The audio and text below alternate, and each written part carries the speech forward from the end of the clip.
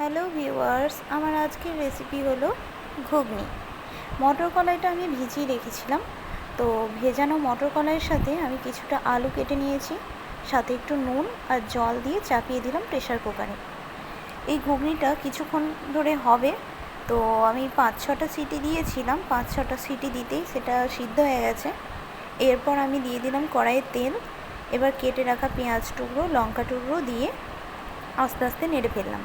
একটু পেঁয়াজটা ভাজা ভাজা হয়ে গেলে তারপর দিয়ে দেবো একে একে আদা বাটা, রসুন বাটা।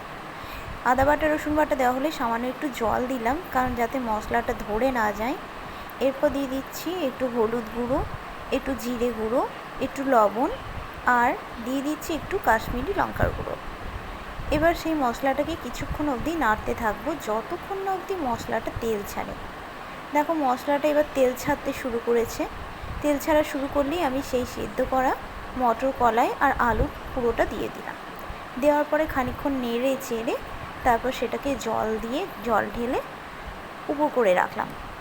কিছুক্ষণ ঢাকা দিয়ে রাখার পর যখন ফুটে যাবে, তরকারিটা যখন ফুটতে থাকবে, তখন সেটার ওপরে আমি একটু ভাজা মশলা দিয়ে দেব।